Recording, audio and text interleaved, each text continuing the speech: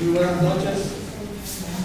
Se declara abierta esta sesión solemne de la Academia Puertorriqueña de Jurisprudencia y Legislación. Deseo consignar nuestro presidente numerario, Antonio García Padilla, está ausente debido a una reunión fuera de Puerto Rico a atender sus responsabilidades como miembro del Comité de Acreditación de la Asociación Americana de Abogados. Señora Secretaria. Muy buenas noches. La orden del día consiste en la instalación de la profesora Tanya K. Hernández como académica correspondiente, la recepción de su discurso y la contestación del discurso de instalación por el profesor Rivera Ramos.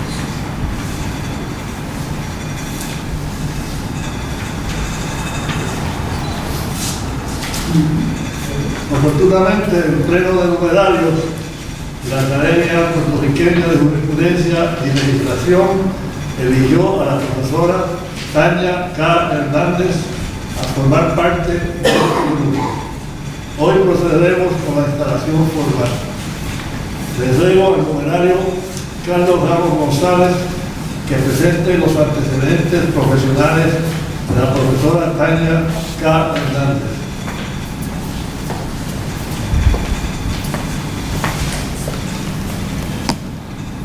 Buenas noches, señor presidente accidental, académicos y académicas de número, público que nos honra con su presencia.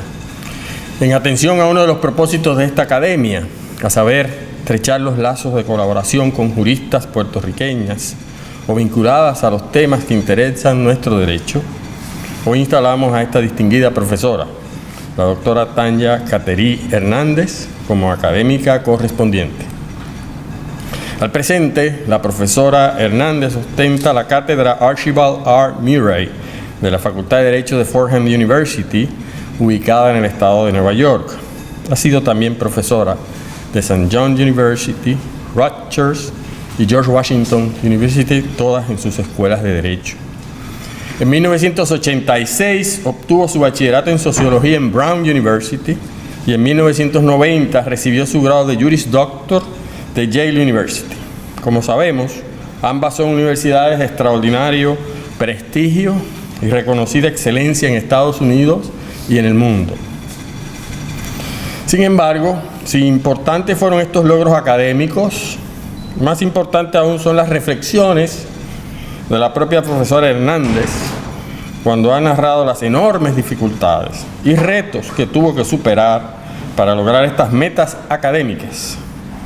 Por ser nieta de doña Lucrecia, nacida en la montaña de Puerto Rico, e hija de doña Nina, nacida en Estados Unidos, ambas productas de la diáspora puertorriqueña de los años 40.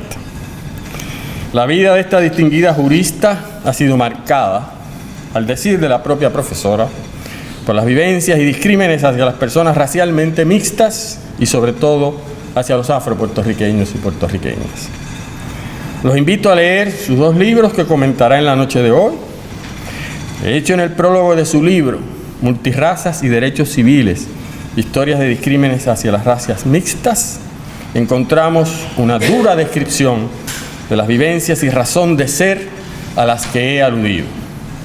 Además de esta publicación, es autora del libro La subordinación racial en América Latina, el rol del Estado, el derecho consuetudinario y la respuesta de los nuevos derechos civiles. La profesora Hernández es una autoridad reconocida en el ámbito jurídico de los Estados Unidos. No puedo detenerme a enumerar el resto de sus publicaciones. Solo diré que ha publicado más de 20 capítulos de libros, sobre 30 artículos de revista, docenas de trabajos en redes sociales y literalmente más de 150 conferencias. Entre las revistas jurídicas donde ha publicado, destaco las revistas de las facultades de Derecho de Yale, Harvard, Cornell, Pensilvania, California y revistas jurídicas en Colombia y Brasil. Concentra su investigación en los temas vinculados al discrimen racial, particularmente a las personas de raza mixta, y abarca los subtemas del discrimen, hostigamiento en el trabajo, del crimen racial y hostigamiento en el trabajo, la libertad de expresión y los discursos de odio, la inmigración y perspectiva que de estos temas se desprenden a través del derecho comparado con un énfasis en Latinoamérica. La profesora y nueva académica correspondiente es además una especialista reconocida en los temas de sucesiones, con énfasis en testamentos y fideicomisos. Ha participado en numerosas actividades profesionales y académicas vinculadas a estas materias. Termino mencionando que su primer trabajo como abogada fue desempeñarse durante 2 años como oficial jurídico del honorable juez Jaime Piedras, fenecido juez del Tribunal de Distrito de los Estados Unidos en Puerto Rico. En el año 2000 fue profesora visitante de la Escuela de Derecho de la Universidad de Puerto Rico en su sección intersemestral, ofreciendo un curso titulado Perspectivas críticas en el derecho de sucesiones. Profesora y académica correspondiente, Tanya Cateri Hernández. Esperamos su reflexión tan pronto la instalemos y enhorabuena por su designación. Muchas gracias.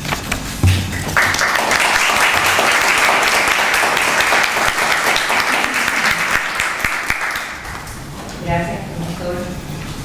Procedemos ahora a ponernos de pie, probar los presentes para la instalación de la profesora Tanya K.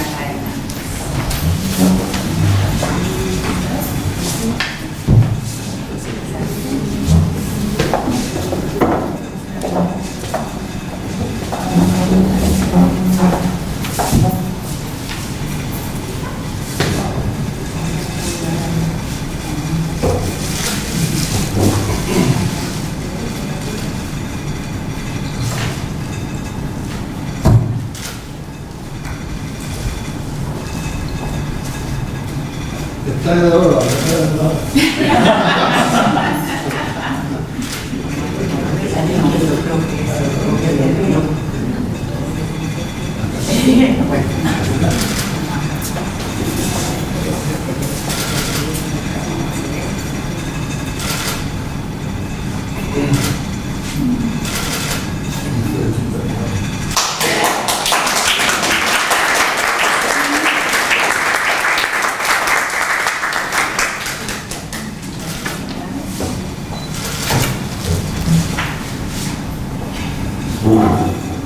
Corresponde ahora la recepción del discurso de la profesora Tanya Hernández. Pueden sentarse.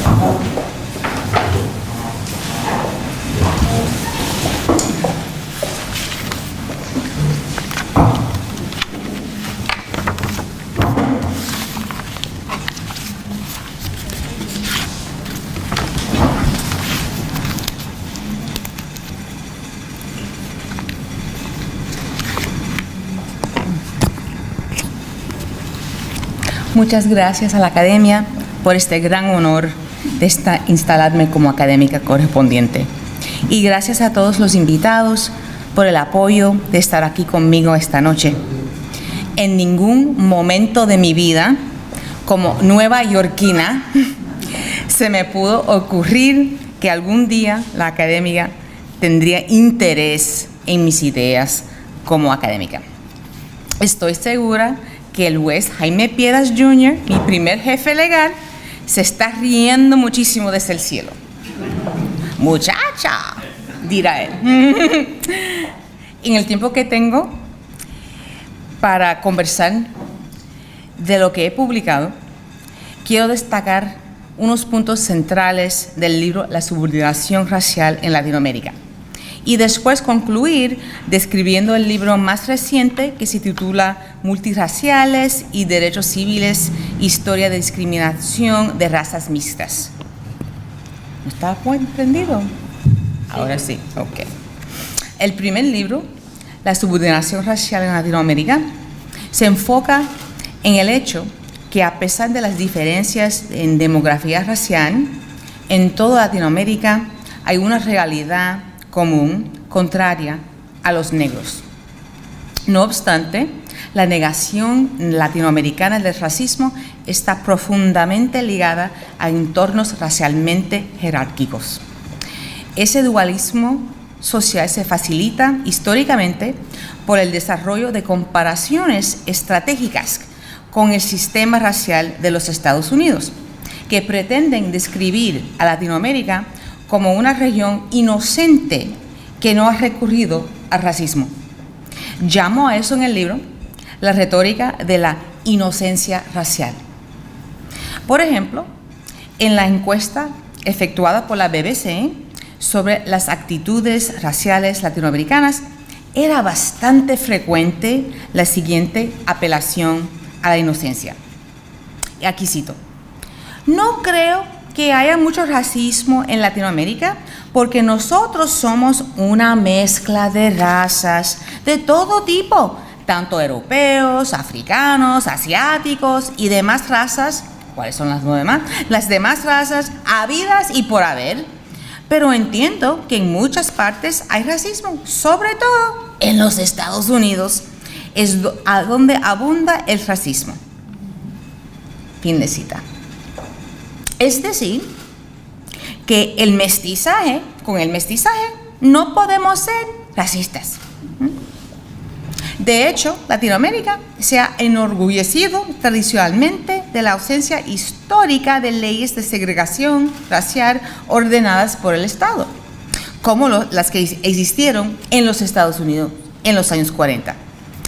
Los latinoamericanos, cuando valoran las condiciones raciales actuales, las comparan continuamente con la historia legal de segregación en los Estados Unidos del Sur y afirman cosas como: existe un racismo no declarado, escondido, pero de no manera violenta, como en otras partes del mundo con la segregación en el sur de los Estados Unidos. Ese es un problema de los norteamericanos. Es muy conveniente que el uso de Estados Unidos como punto de referencia haya ocultado durante largo tiempo la subordinación racial de las personas de ascendencia africana en Latinoamérica, y a pesar del orgullo del mestizaje nacional. Además, la ausencia histórica de leyes de segregación se usa como una justificación para resistirse a los pedidos de los movimientos negros por la justicia social, que exigen que las políticas sociales tengan en cuenta las cuestiones de raza. Por ejemplo, al estudiar la posibilidad de acción afirmativa en el lugar del trabajo en Colombia, una comentarista avisa de que eso es comprar un boleto para un conflicto que no conocemos. Otro colombiano de una ONG declara en el mismo sentido: si no queremos crear un conflicto racial que no existe en el país, hay que bajarle el tono a los reclamos étnicos y promover soluciones universales, como la lucha contra la pobreza. Parecida es la reacción brasileña al uso de la acción afirmativa en las universidades, que se denuncia como si fuera a reemplazar la noción brasileña de democracia racial por una discriminación positiva estilo estadounidense que generaría polarización y obligaría a muchos a definirse como blancos o negros, cuando en Brasil hay 76 millones de mestizos. De hecho, un documento de gran circulación de oposición a la acción afirmativa en Brasil se titula "No somos racistas, una reacción a aquellos que quieren transformarnos en una nación bicolor". No parece ser muy relevante para esos críticos que la acción afirmativa tuviera su origen en la India y no los Estados Unidos. Sí, ¿ves? Sin embargo, en esas comparaciones estratégicas nacionales con el pasado estadounidense de discriminación legal, se pasa por alto a menudo el papel que ha tenido el Estado en la regulación de la raza en Latinoamérica. En concreto, después de la abolición de la esclavitud, los países latinoamericanos aprobaron leyes restrictivas de la inmigración y proporcionaron financiación estatal, cuya finalidad explícita era blanquear la población y prohibir la inmigración de personas de ascendencia africana. Mediante el funcionamiento de las leyes de inmigración, se volvió a colocar a las personas de ascendencia africana en la posición de pueblos marginados que tenían antes de su emancipación. Además, el derecho consuetudinario se usó también como herramienta para la exclusión racial en Latinoamérica. Con el derecho consuetudinario, y aquí me refiero al cumplimiento obligatorio de leyes no escritas establecidas por el uso prolongado en lugar de por la aprobación de leyes escritas. Al examinar el rol del Estado tras la abolición de la esclavitud en la regulación de la raza mediante el derecho de inmigración y el derecho consuetudinario, altera esa imagen de Latinoamérica como inocente racialmente. Es el derecho consuetudinario con respecto a la raza de que quiero hablar un poquito más hoy. El derecho consuetudinario en particularmente es relevante para el examen de los proyectos raciales del Estado, debido a cómo el derecho consuetudinario surge con frecuencia de la necesidad de coordinación social en el refuerzo de las convenciones sociales. Sin embargo, en las tradiciones jurídicas herederas del derecho romano, como las latinoamericanas, el derecho consuetudinario es una fuente de derecho para los orígenes de sus sistemas de derecho civil y, por consiguiente, argumento que no se debería pasar por alto como mecanismo de control racial. Los usos del derecho consuetudinario para el derecho civil que se mencionan aquí se corresponden a sus orígenes romanos, en los que el derecho consuetudinario era el acuerdo tácito de una comunidad, arraigado profundamente en los usos prolongados. Esta es una visión profundamente legal e histórica del derecho consuetudinario como un derecho aplicable a la totalidad de la población, que contrasta con la visión actual de los antropólogos, que lo consideran solo como una práctica más limitada por la que se da cumplimiento a las normas legales de un grupo o subgrupo especializado de la población, como los pueblos indígenas o las tribus africanas. No hay que codificar en algún momento el derecho consuetudinario para que se le considere vinculante. De hecho, las fuentes romanas como las instituciones de Justiniano consideraban la costumbre como derecho cuando las comunidades la aceptaban como tal, como se probaría por el cumplimiento formal e informal de las normas de derecho consuetudinario. La aceptación de la norma social como derecho se pruebe también por el uso de los recursos estatales para hacer cumplir de manera generalizada esas normas. En el contexto latinoamericano, el uso de los recursos estatales mediante el control policial de la segregación racial y la asignación de incentivos financieros a la inmigración europea es el elemento clave para la transformación de la convención social en derecho. Valorar el trato recibido por los afrodescendientes a la luz del derecho consuetudinario ayuda a esclarecer el derecho que forma parte de las historias raciales latinoamericanas. Por ejemplo, los testimonios orales afro-brasileños tras la abolición de la esclavitud en el sur de Brasil muestran reiteradamente las costumbres arraigadas de segregación racial en las calles, las plazas públicas, los jardines públicos y los parques públicos, que la policía local obligaba a cumplir.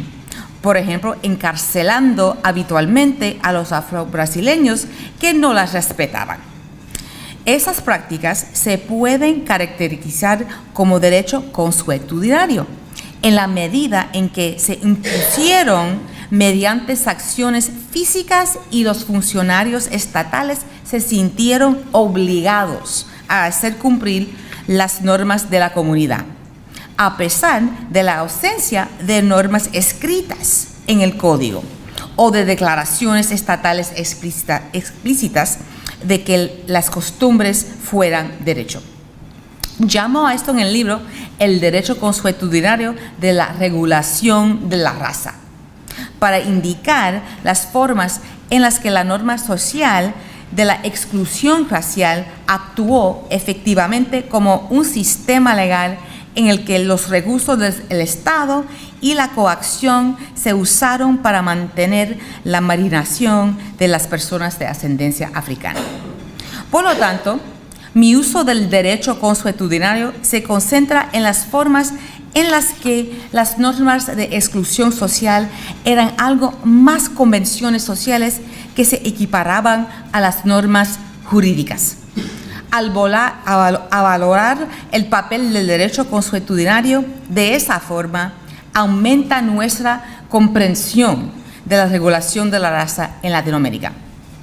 Al examinar la gran cantidad de prácticas consuetudinarias racialmente excluyentes, junto con la legislación y la financiación de la inmigración restringida, se derrumba la idea de que los estados latinoamericanos no regularon la raza y fueron inocentes.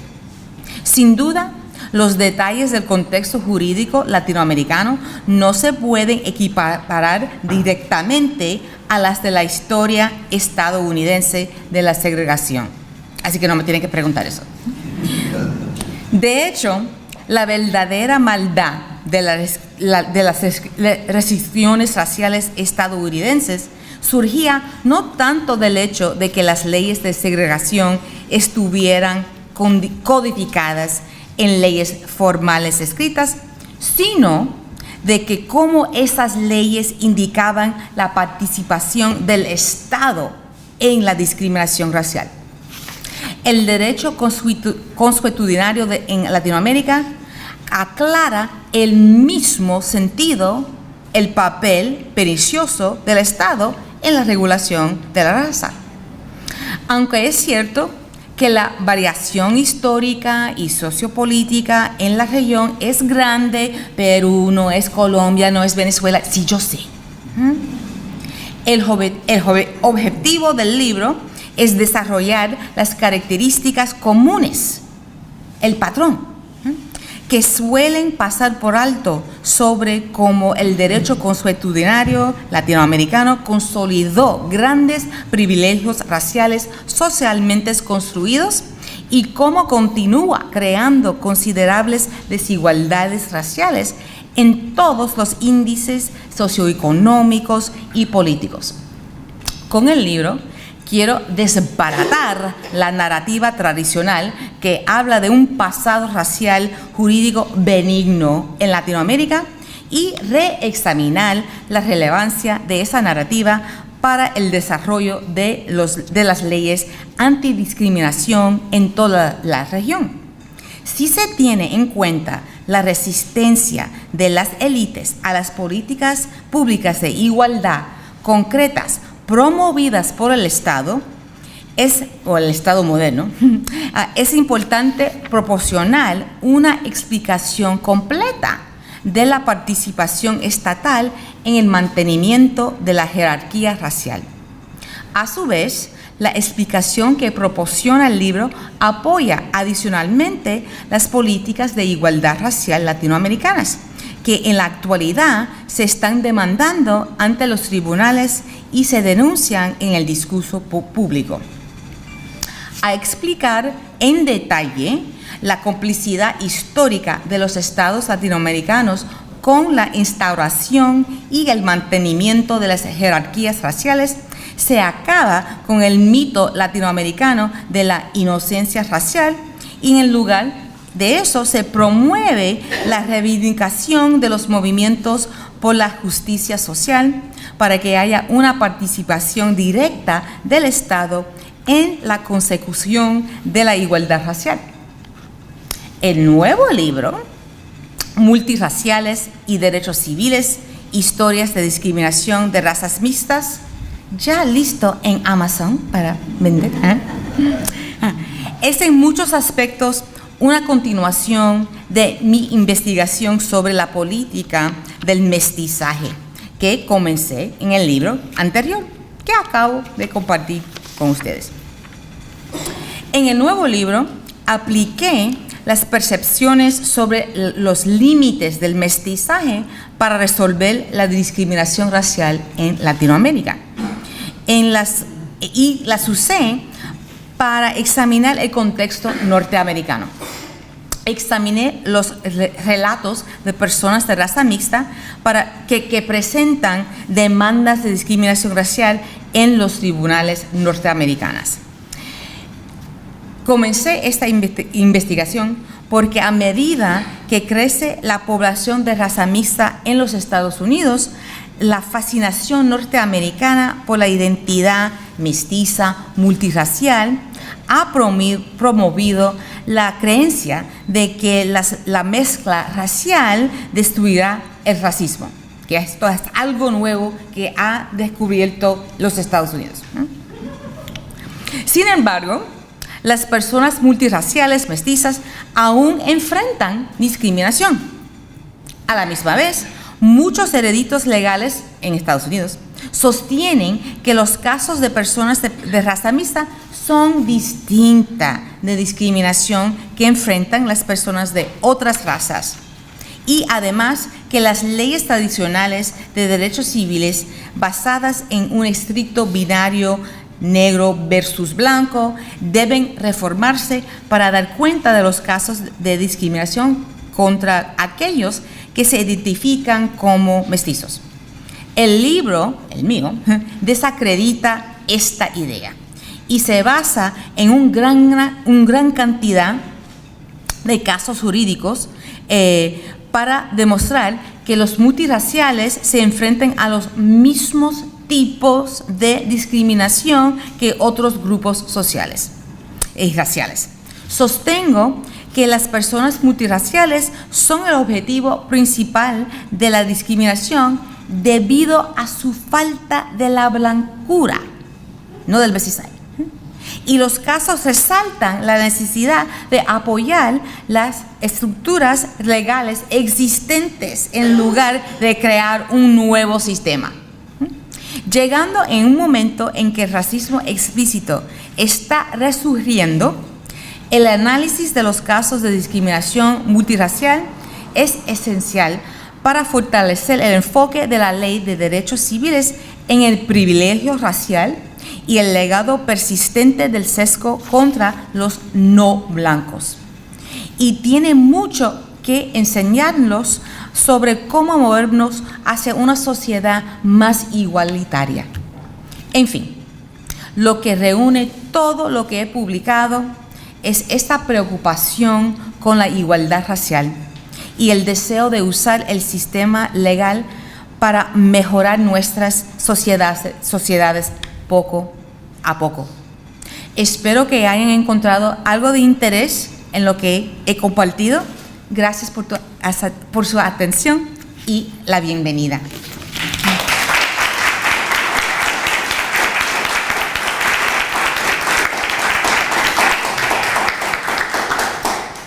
Tiene la palabra el numerario Efraín Rivera Ramos.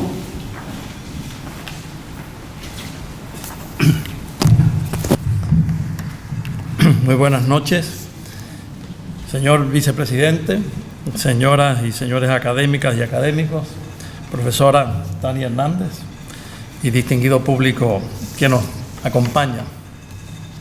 Me uno a la felicitación que ya se le ha extendido a la nueva académica y agradezco la oportunidad de comentar muy brevemente, como suele ser en estas situaciones, su excelente presentación. La sucinta explicación de la profesora Hernández de su trabajo más reciente encierra mucha más enjundia de lo que el escaso espacio que ha tenido para exponerlo le permite detallar. Se trata de aportes de envergadura a la reflexión en curso actualmente sobre el tema del discrimen racial en todo el hemisferio americano. Distingo 3 ejes fundamentales en esta exposición. Primero, su acercamiento a la noción del derecho consuetudinario. Suele concebirse ese derecho como conjunto de normas extraídas de la práctica convencional en distintas comunidades. Así ocurre, por ejemplo, en muchas de las explicaciones surgidas de la extensa literatura sobre el pluralismo jurídico, producido por juristas y sociólogos y antropólogos del derecho que han estudiado el fenómeno en la América Latina, África y Asia, con ecos, no hay que olvidar, de aquella idea del derecho vivo del teórico austriaco del derecho Eugen Ehrlich de fines del siglo XIX y principios del siglo XX. Para Hernández, el derecho consuetudinario incluye, además de ese conjunto de normas, aquellas normas sociales que se implantan mediante los recursos del Estado y la coacción oficial. En ese sentido, esas prácticas generalizadas se equiparan a las normas jurídicas.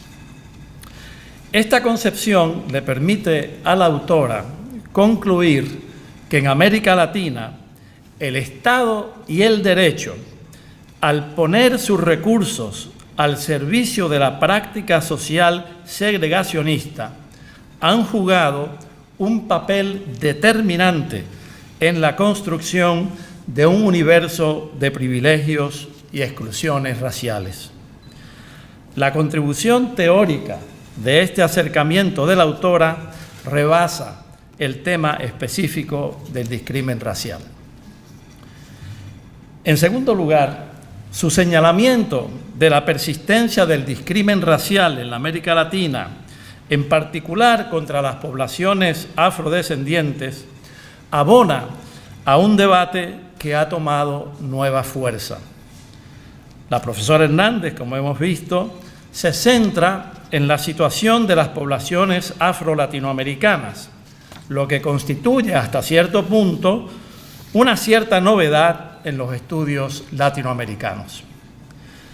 No hay que olvidar, sin embargo, que la región también ha tenido una larga historia de discrímenes y opresiones contra sus poblaciones indígenas, asunto que ha merecido la atención cada vez más creciente de estudiosos, líderes indígenas, políticos, juristas, defensores de los derechos humanos y activistas comunitarios dentro y fuera del hemisferio. A pesar de esa historia, como apunta la profesora, la negación de la existencia del racismo o su minimización sistemática en la región, sobre todo entre las élites políticas e intelectuales, ha sido una característica común en todos nuestros países. El trabajo documentado y cuidadoso de nuestra nueva académica debe contribuir a derrumbar esos mitos para encaminarnos por rutas de mayor conciencia y compromiso con la equidad racial. El tercer tema que aborda la profesora Hernández se refiere a la situación de las poblaciones multirraciales. Aquí su mirada se vuelca hacia los Estados Unidos de América, donde, como señala, ha emergido lo que ella llama una nueva fascinación con el mestizaje, al que se le atribuye, como ella ha dicho, el potencial de acabar con el discrimen racial. Me parece muy acertada su advertencia de que esa esperanza puede resultar fallida. Después de todo, en muchos lugares donde existen poblaciones sustanciales de raza mixta, han existido y todavía perduran el prejuicio y el discrimen contra los miembros de esos colectivos. Finalmente, quiero destacar la breve referencia que hace la profesora a los propósitos que animan su trabajo. No pretende solo entender mejor el fenómeno del racismo en la América Latina y los Estados Unidos, tarea propia de quienes se dedican a la investigación académica, por supuesto, entender mejor ciertos fenómenos. Se propone, además, y muy deliberadamente, contribuir activamente a la erradicación de ese mal social desde los ámbitos del derecho y la política pública. En este sentido, la colega Hernández constituye un ejemplo de lo que significa hacer labor académica comprometida con las posibilidades de transformación del mundo que estudia y del que forma parte. El trabajo de la profesora Hernández tiene implicaciones importantes para Puerto Rico, como yo supongo que ya todos y todas nos hemos dado cuenta. Nuestro país ha cultivado sus propias versiones del mito de la inocencia racial. Nos hemos empeñado en negar las perversas manifestaciones estructurales y cotidianas de un racismo de hondas raíces en nuestra historia, nuestra sociedad y nuestra cultura. Aún reconociendo su existencia, tras las arduas luchas de los boricuas y las boricuas afrodescendientes, nuestros prejuicios y prácticas discriminatorias se resisten a desaparecer. Igualmente importante para nosotros es la alusión de la profesora a la situación de las personas multirraciales. Ciertamente, en Puerto Rico ha habido mezcla de razas y etnias. Esa ha sido, en parte, la explicación que se ha ofrecido para negar nuestro racismo. Pero el prejuicio y el discrimen en Puerto Rico guardan una estrecha relación con ese mestizaje. Aquí se discrimina por los distintos tonos del color de la piel, por rasgos físicos que asocian a las personas con el hecho de no ser blancas o de que no se les considere blancas, y hasta por su conexión con antepasados negros o de otras razas o etnias no europeas. Enfrentar ese discrimen con medidas legales o políticas públicas adecuadas ha demostrado ser un hueso muy duro de roer. Las investigaciones y publicaciones de Tania Hernández nos invitan a reflexionar sobre nuestra propia condición y también a hacer nuestros propios aportes para el logro de una sociedad plenamente comprometida con la justicia racial. Enhorabuena, distinguida colega, bienvenida a la Academia Puertorriqueña de Jurisprudencia y Legislación, donde la recibimos sumamente honrados y honradas, y con admiración y afecto. Muchas gracias. Buenas noches.